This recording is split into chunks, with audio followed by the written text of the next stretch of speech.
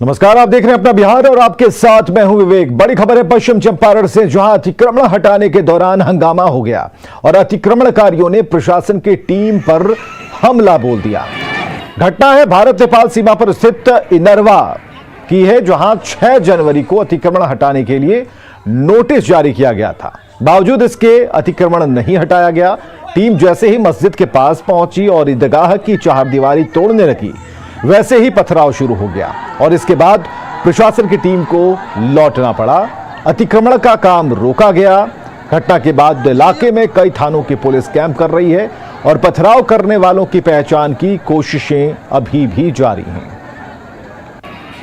और प्रफुल्ल हमारे साथ फोन लाइन पर। प्रफुल्ल, क्या जानकारी मिल पाई है? क्या उन लोगों की पहचान हो पाई है जो इस बवाल में शामिल थे?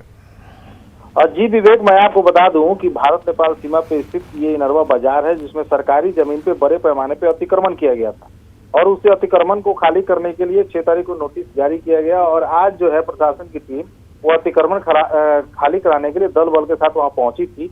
अतिक्रमण हटाने का काम जो शांतिपूर्ण ढंग से चल रहा था, बाजार में बहुत सारे दुकान और घर को हटा दिया गया था, लेकिन जैसे ही पुलिस प्रशासन की टीम जो है जेसीबी लेकर, बुलडोजर लेकर मस्जिद के पास, ईदगाह के पास पहुंची और ईदगाह की चारदीवारी जब तोड़ने का प्रयास किया गया, वैसे ही पब्लिक जो थी, लोग जो थे वो आक्रोशित हो गए और पथराव करने लगे।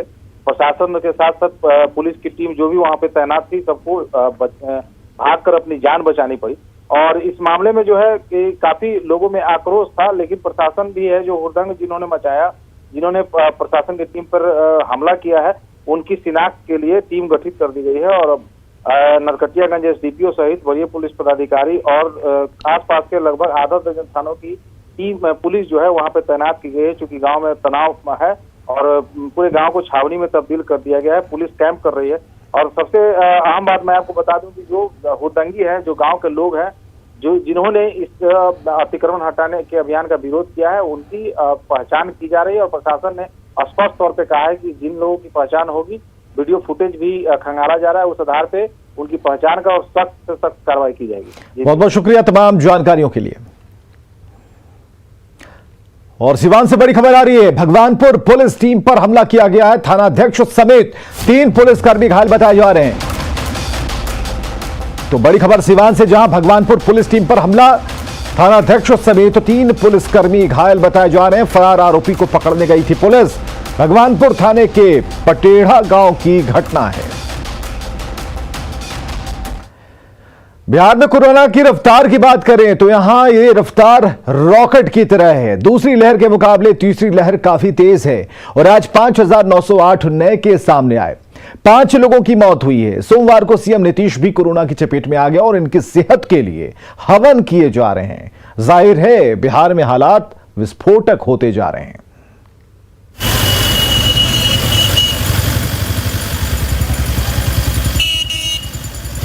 सड़क, गली, मोहल्ले और दुकान, कोने कोने का सैनिटाइजेशन।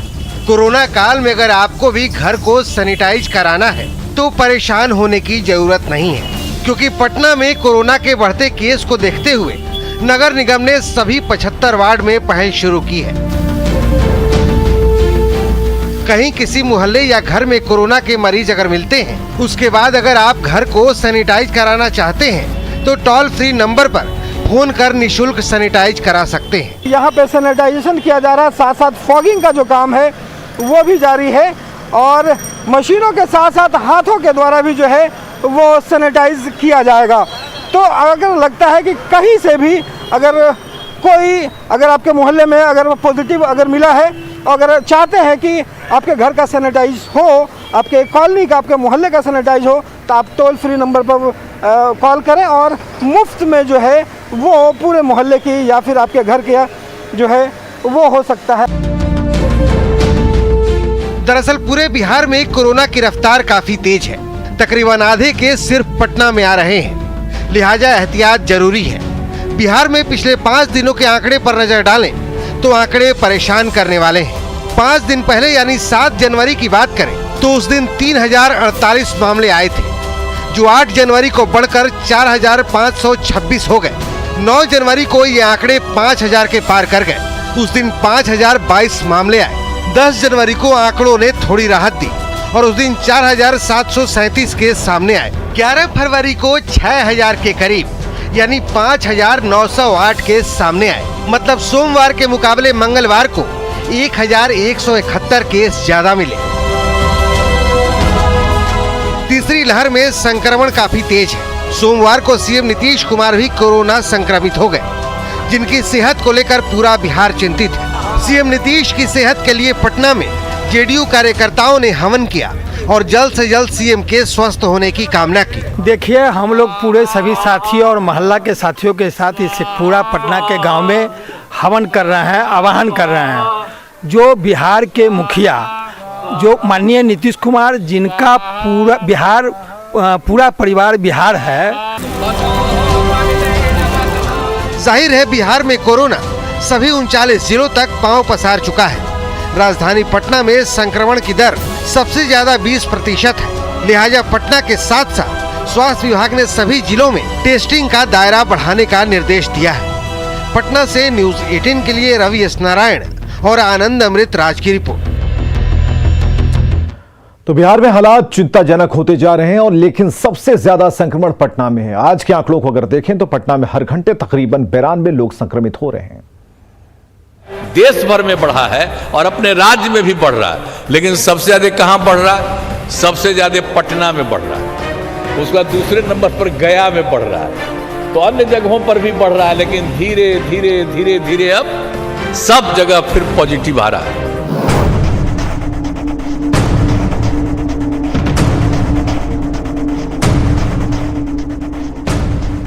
कोरोना की तीसरी लहर कहर बरपा रही है। बिहार के सभी 39 जिलों में कोरोना पांव पसार चुका है, लेकिन सबसे ज्यादा विस्फोटक हालात पटना के हैं, जहां कुल केस के तकरीबन आधे से ज्यादा केस आ रहे हैं। राजधानी पटना में पिछले 5 दिनों के आंकड़ों पर नजर डालें तो माथे पर बल पड़ना लाजमी है। 7 जनवरी को पटना में 1,314 केस थे, जो 8 जनवरी को बढ़कर 1,956 हो गया। 9 जनवरी को 2,018 केस सामने आए। 10 जनवरी को ये बढ़कर 2,566 हो गया, जबकि 11 जनवरी को 2,202 केस सामने आए। मतलब सिर्फ पटना में हालात विस्फोटक होते चले जा रहे हैं। सोमवार को सीएम नीतीश भी कोरोना के चपेट में आ गए। हालांकि मुख्यमंत्री को माइल्ड लक्षण है। सीएम नीतीश की सेहत को लेकर पीएम तक चिंतित है। पीएम मोदी ने की फोन पर सीएम नीतीश कुमार से बात। सेहत में जल्द सुधार की कामना। जाहिर तौर पर पटना हॉटस्पॉट बन चुका है। संक्रमण का खतरा बढ़ रहा है। बावजूद इसके अभी भी लोग कोरोना की गाइडलाइन को लेकर कम गंभीर दिख रहे हैं, जो बेहद खतरनाक है। Bureau report, news 18 network. Covid जांच की संख्या बढ़ाने के लिए समस्तीपुर में बड़ा फर्जीवाड़ा सामने आया है। स्वास्थ्य विभाग ने ज्यादा टेस्टिंग के लिए लक्ष्य निर्धारित किया है और इसी लक्ष्य को पूरा करने के लिए कल्याणपुर पीएससी में तैनात लैब टेक्नीशियन दिनेश झा ने लापरवाही की। लक्ष्य पूरा करने के लिए दिनेश झा ने कंटेनर में फेंके गए स्वाब को फिर से सैंपल बनाकर आरटीपीसीआर जांच के लिए भेज दिया। मामले का खुलासा तब हुआ जब कल्याणपुर इलाके में एक दिन में ही 115 लोगों की रिपोर्ट पॉजिटिव आई। जांच के लिए टीम का गठन किया गया है। मामले का खुलासा हुआ। आरोपी लैब टेक्नीशियन के खिलाफ एफआईआर दर्ज की गई है, जो फिलहाल फरार चल रहा है। मरीज 115 केस मिल गए, तो उसके लिए जांच टीम हम लोग गठित किए थे। जांच टीम गठित होने के बाद पता चला कि नहीं, वहाँ के एक एलटी हैं दिनेश झा जी, उनके द्वारा गलत तरीके से मतलब कंटेनर में रखे गए स्वाब से ही सारे के सारे जांच कर दिए, जिसके कारण पॉजिटिव आ गया था। उसको हम लोग यहाँ पर टीम के अनुशंसा पर तत्काल प्रभाव से निलंबित कर दिए हैं। कोरोना की वजह से स्कूल बंद कर दिए गए हैं, ऑनलाइन क्लासेस चलाने के आदेश हैं, लेकिन सरकारी स्कूलों में सिर्फ खाना पूर्ति हो रही है। हमारी टीम जब दिन के 11 बजे पटना के अदालतगंज कन्या मध्य विद्यालय पहुंची तो सभी शिक्षक बैठे हुए मिले। जब उनसे ऑनलाइन क्लास के बारे में पूछा गया तो हर किसी ने बहाना बनाया। कुछ शिक्षकों ने कहा कि व्हाट्सएप से बच्चों को पढ़ाया जा रहा, लेकिन कुछ शिक्षकों के पास ही स्मार्टफोन नहीं थे। कुछ शिक्षकों ने कहा कि बच्चों के जो पास है वो स्मार्टफोन नहीं है और ऐसे में ऑनलाइन क्लास लेना मुश्किल है। कोरोना को लेकर राज्य भर के सभी शैक्षणिक संस्थान बंद हैं। ऐसे में बच्चे तो स्कूल नहीं आ रहे हैं, लेकिन जो 50% टीचर्स हैं उन्हें स्कूल आना अनिवार्य है। तो कन्या मध्य विद्यालय अदालतगंज में हम पहुंचे हैं और यहाँ पर 50% टीचर जो हैं स्कूल रोज आ रहे हैं, लेकिन ऑनलाइन क्लास करा रहे हैं कि नहीं ये जानकारी हम शिक्षकों से ही लेते हैं, क्योंकि सरकार ने आदेश जारी किया है कि ऑनलाइन क्लास करना और कराना अनिवार्य है। सर, आप लोग स्कूल तो आ रहे हैं, ऑनलाइन क्लास की क्या व्यवस्था? ऑनलाइन मोबाइल से हम लोग अपने विद्यालय के ग्रुप में और संकुल के ग्रुप से जुड़े हुए हैं और समय समय पर उस ग्रुप में सभी बच्चे भी शामिल हैं, तो हम लोग मोबाइल से ही उन लोगों की पढ़ाई धीरे धीरे करके कर रहे हैं। कोई स्क्रीन नहीं है, कोई मोबाइल काम भी नहीं करता है, तो बाहर से जा कर के हम लोग जहाँ से नेट काम करता है वहाँ से ही हम लोग बच्चों को कुछ डालते हैं उस वीडियो कॉल के माध्यम से या फिर टेक्स्ट के माध्यम से। कि गुरुजी के पास ये छोटा वाला मोबाइल है जिसमें वीडियो कॉल संभव नहीं है, ऑनलाइन क्लास नहीं ले पा रहे हैं। क्या नाम हुआ आपका? जोगेंद्र प्रसाद सर। बिल्कुल। यहाँ की एचएम भी है, उनसे ही पूछते हैं। मैडम, सरकार तो आदेश जारी की है, ऑनलाइन कैसे करा रहे हैं? ऑनलाइन शिक्षक अपने अपने तरीका है और ज़्यादातर व्हाट्सएप के जरिए ही होता है क्लास। व्हाट्सएप पे ही लोग जुड़े हुए हैं और उसी में अपना लोग डालते हैं बच्चों को जो भी विषय। तो आप एक बार कभी अपना डाल के छोड़ दीजिएगा। नहीं, बच्चे उसका फिर क्वेश्चन आंसर अपना करते रहते हैं। हाँ, अधिकांश बस सच्चाई यही है कि वैसे ही होता है ज़्यादा। तो शिक्षकों के पास साधन नहीं है, स्कूल में संसाधन नहीं है, बच्चों के पास साधन नहीं है, तो स्कूल कैसे स्मार्ट होगा? स्मार्ट क्लास और स्मार्ट स्कूल तो बन नहीं सका, लेकिन सरकार ने आदेश जारी कर दिया प्राइवेट स्कूल की देखा देखी में कि आप भी ऑनलाइन क्लास करिए। ऐसे में 50% जो शिक्षक है स्कूल तो आ रहे हैं, लेकिन बच्चों को ऑनलाइन क्लास नसीब कहां हो रहा है। रजनीश कुमार, न्यूज़ 18, पटना।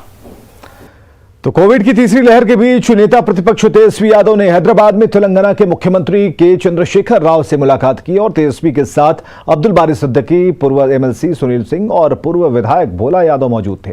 तेजस्वी का हैदराबाद दौरा क्षेत्रीय दलों को एकजुट करने की कवायद के तौर पर देखा जा रहा है, जिस पर विपक्ष बीजेपी और जेडीयू ने तीखा तंज कसा है। पार्टी का राष्ट्रीय स्तर पर कोई नेता नहीं हो, लोकसभा में एक भी सांसद जीत कर नहीं गए हो, कोई छवि नहीं हो, नीति नहीं हो, वो पार्टी भी चल रही है राष्ट्रीय स्तर पर गठबंधन करने के लिए। और ऊपर से नीचे आप लोग भ्रष्टाचार में ही न संलिप्त हैं और सोचते क्या है राष्ट्रीय जनता दल वाले कि शून्य के बगल में शून्य लग जाएगा तो 100 बन जाएगा। कहाँ तो ये कोविड का दौर है, जनता की सेवा के विषय में सोचना चाहिए, तो कहाँ बिहार से बाहर घूम रहे हैं कि गठबंधन करेंगे राष्ट्रीय स्तर पर। मुंगेरी लाल के हसीन सपने देखते रहिए, कुछ भी साकार नहीं होने वाला। जो बिहार में महागठबंधन को नहीं चला सका, जो अति पिछड़ा और शेड्यूल टाइप जैसे जातियों को धोखा देने का काम किया, किसी के पीठ में खंजर मारा, किसी को धोखा दिया, किसी को कुछ किया, वैसे लोग चले हैं लोकसभा के लिए महागठबंधन बनाने। अरे बिहार के गठबंधन तो आप ठीक नहीं कर सके, पार्टी में अपने भाई के साथ आप इंसाफ नहीं कर सके, तो आप क्या लोकसभा के लिए गठबंधन बनाएंगे? और लोकसभा का आप बिहार में पहले स्थापित हो, बिहार में अभी पैतृक संपत्ति के रूप में आप राजनीति करते हैं। उत्तर प्रदेश विधानसभा चुनाव के लिए सीट बंटवारा नहीं होने पर जेडीयू नाराज है। पार्टी ने जल्द फैसला नहीं होने पर 51 सीटों पर उम्मीदवार उतारने का ऐलान किया है। वहीं जेडीयू संसदीय बोर्ड के अध्यक्ष उपेंद्र कुशवाहा ने तल्ख लहजे में कहा, उम्मीद है कि बीजेपी सकारात्मक रुख दिखाएगी। तो प्रदेश बीजेपी अध्यक्ष संजय जायसवाल ने कहा कि यूपी विधानसभा चुनाव के लिए अभी सीटों का बंटवारा नहीं हुआ है। देख रहे हैं वहाँ संगठन से संबंधित कार्यों को, तो स्वाभाविक रूप से उनके मन में यह बात उठना लाजमी है कि अब आखिर कब तय होगा। तो उस दृष्टि से वहाँ प्रदेश की इकाई से एडवाइस करके डिसीजन लेंगे, लेकिन अभी तो हम लोग इंतजार कर रहे हैं कि भारतीय जनता पार्टी सकारात्मक रुख लेगी और निश्चित रूप से बिहार प्रदेश में ये सब चीज़ें तय नहीं होती हैं, यह केंद्रीय नेतृत्व तय करता है। और केंद्रीय नेतृत्व से जहाँ तक मेरी जानकारी है उनके वार्तालाप चल रहे हैं और अभी मुझे नहीं लगता कि भाजपा ने अपने किसी सहयोगी दल को कोई सीट अनाउंस किया और एक दल के लिए सीट तो अनाउंस होगा नहीं। तो बिहार की खबरों में बस इतना ही, लेकिन आप जाइएगा कहीं नहीं, आप देखिए क्रिप्टो की समझ। ज़ेड पे and news 18 network present crypto की समझ। ज़ेप्पे और न्यूज 18 की पेशकश क्रिप्टो की समझ में आप सभी का बहुत स्वागत है। मैं हूं आपके साथ विभा उपाध्याय। 10,000 से ज्यादा क्रिप्टो करेंसी प्रोडक्ट्स हैं। ऐसे में नए निवेशक किस क्रिप्टो में निवेश करें और क्रिप्टो करेंसी की वैल्यू कैसे तय होती है, आइए आपको बताते हैं। टोकन का एलोकेशन और डिस्ट्रीब्यूशन। टोकन दो तरह से डिस्ट्रीब्यूट होते हैं। पहला फेयर लॉन्च, यानी कि जब क्रिप्टो करेंसी की माइनिंग, अर्निंग, उसका मालिकाना हक और गवर्निंग सब कम्युनिटी करती है। दूसरा है और कुछ खास जगहों पर बांटे जाते हैं। टोकन की सप्लाई, आपको 3 तरह की सप्लाई की जांच करनी होगी। सर्कुलेटिंग सप्लाई, यानी कि कितने टोकन जारी किए गए, उनमें से कितने अभी सर्कुलेशंस में हैं। टोटल सप्लाई, यानी कि बर्न टोकन को छोड़कर जितने टोकन अभी मौजूद हैं। और मैक्स सप्लाई, यानी अधिकतम कितने टोकन जनरेट किए जा सकते हैं। मार्केट कैपिटलाइजेशंस, यानी किसी प्रोडक्ट में अभी तक कितना पैसा लगा है। जिस टोकन का मार्केट कैप ज्यादा और सर्कुलर सप्लाई कम होगी, वो फ्यूचर में उतना ही वैल्यूएबल होगा। टीम, प्रोडक्ट के पीछे की टीम और उसके सदस्यों के बारे में जानना भी जरूरी है। तो उम्मीद है कि अब आप ज्यादा कॉन्फिडेंस के साथ क्रिप्टो में निवेश कर सकेंगे। अगले एपिसोड में फिर से होगी मुलाकात। Take care and bye bye.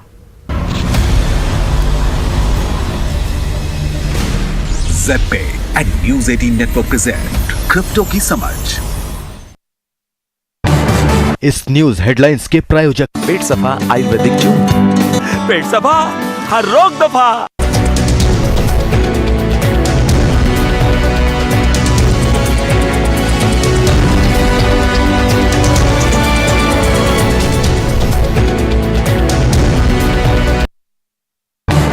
इस न्यूज हेडलाइंस के प्रायोजक पेट सफा आयुर्वेदिक चूर्ण, पेट सफा हर रोग दफा।